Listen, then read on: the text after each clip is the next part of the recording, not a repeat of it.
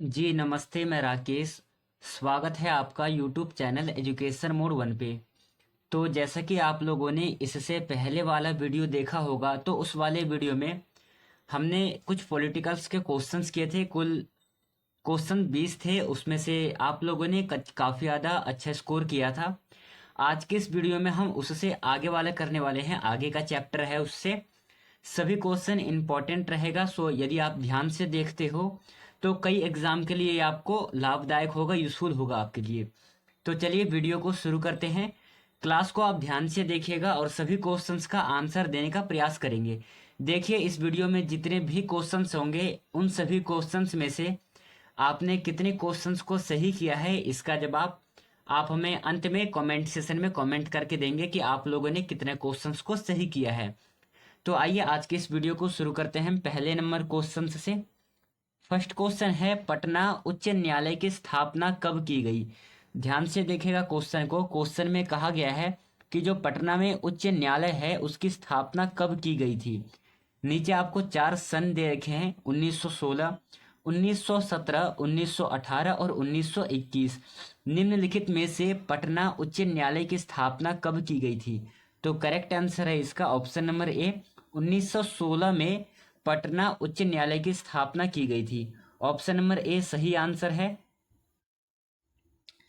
Second question है, उत्तराखंड उच्च न्यायालय की स्थापना कहाँ की गई थी। जो उत्तराखंड का उच्च न्यायालय है उसकी स्थापना कहाँ पर की गई थी। नैनीताल, देहरादून, मसूरी और हरिद्वार। इन चारों ऑप्शंस में से उत्तराखंड का जो उच्च न्यायालय है इसकी स्थापना कहाँ पर की गई थी। तो करेक्ट आंसर होगा इसका ऑप्शन नंबर ए, ये नैनीताल में उच्च न्यायालय की स्थापना की गई थी।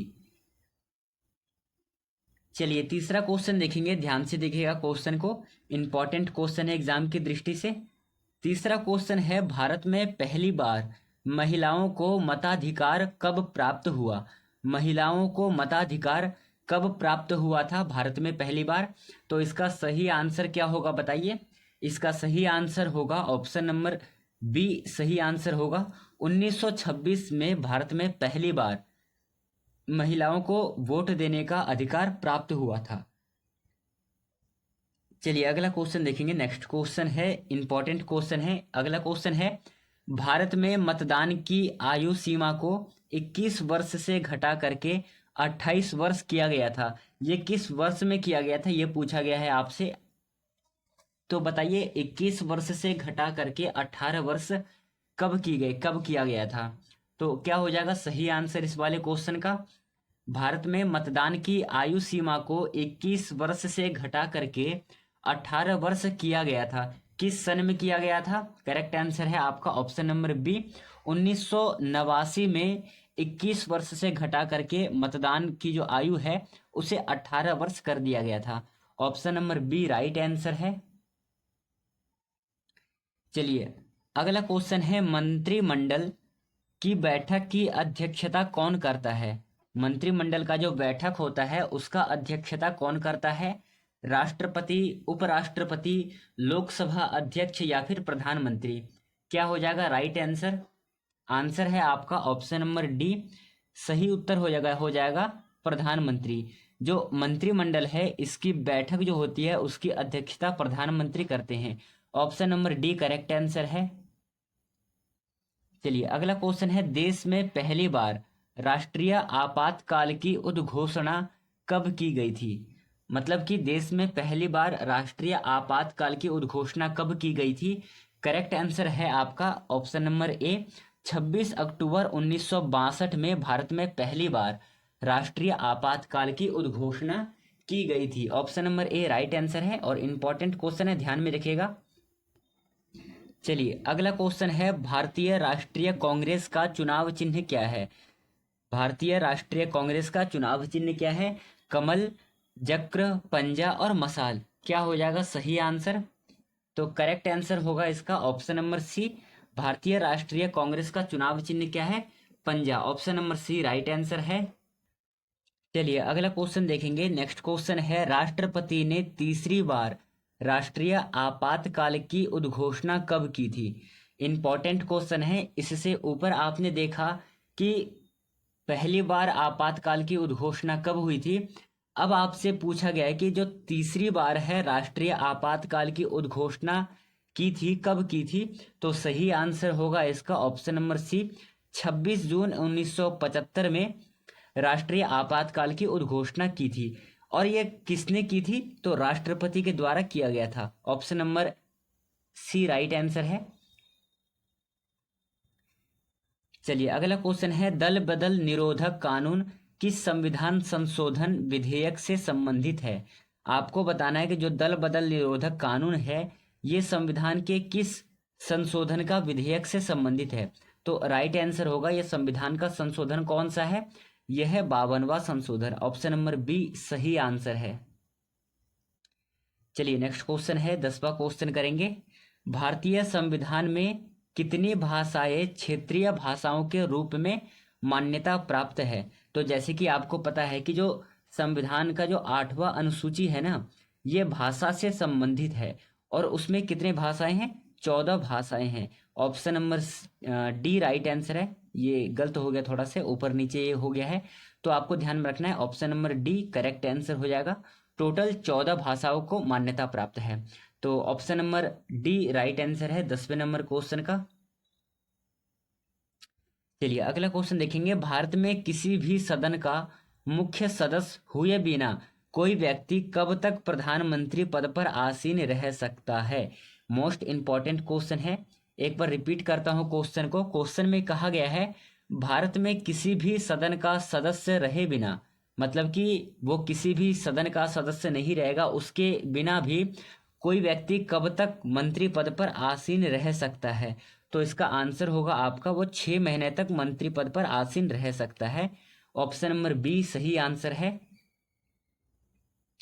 अगला क्वेश्चन है, भारत के किस राज्य में महिला मुख्यमंत्री कभी नहीं बनी है।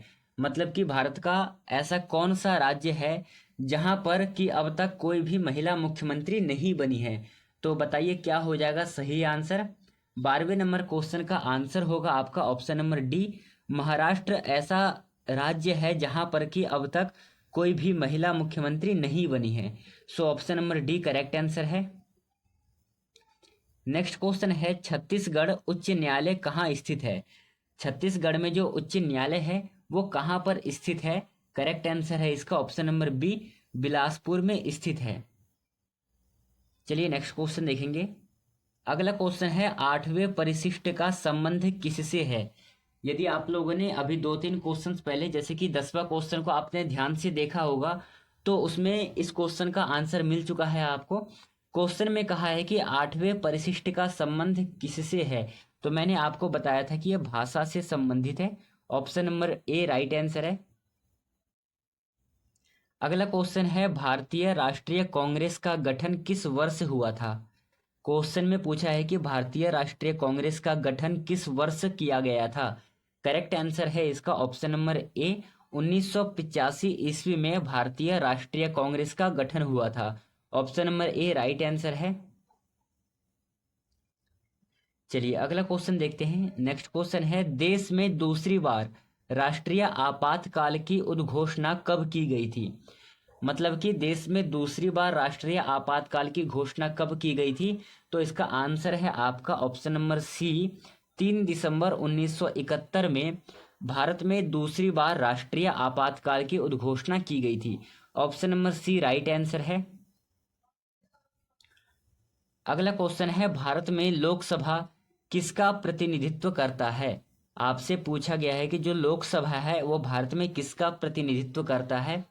ऑप्शंस में है राज्यों की विधानसभाओं का, राज्यों और केंद्र शासित प्रदेशों का, भारतीय जनता का और राजनीतिक दलों का।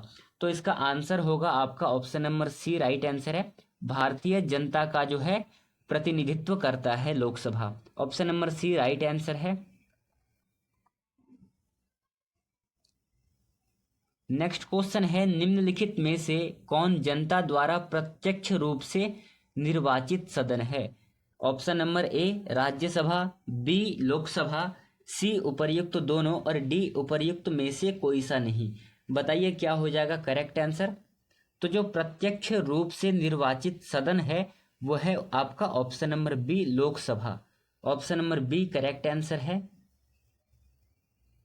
चलिए अगला क्वेश्चन देखेंगे। नेक्स्ट क्वेश्चन है, राष्ट्रपति आंग्ल भारतीय समुदाय के कितने प्रतिनिधियों को लोकसभा में मनोनीत करता है? तो बताइए क्या हो जाएगा राइट आंसर आपका। तो राइट आंसर होगा आपका option number A correct answer हो जाएगा। 2 आंग्ल भारतीय समुदाय जो है लोकसभा में मनोनीत किया जाता है। ऑप्शन नंबर ए राइट आंसर है।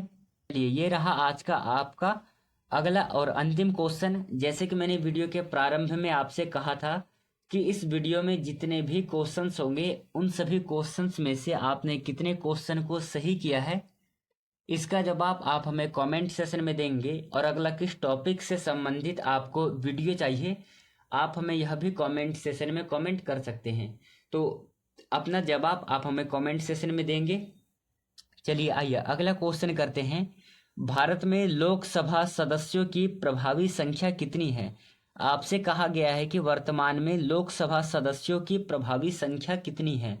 तो करेक्ट आंसर है ऑप्शन नंबर बी 545 है, जिनमें से जो ये 543 है ये तो भारत के हैं, और अभी मैंने इससे ऊपर वाले क्वेश्चन में करवाया था कि 2 जो है आंग्ल भाषा से मनोनीत किए जाते हैं। तो कुल मिलाकर के 545 हो जाते हैं। सो साथियों आज की इस वीडियो को हम यहीं पे समाप्त करेंगे। मिलेंगे अगले वीडियो में, तब तक के लिए धन्यवाद। जय हिंद साथियों।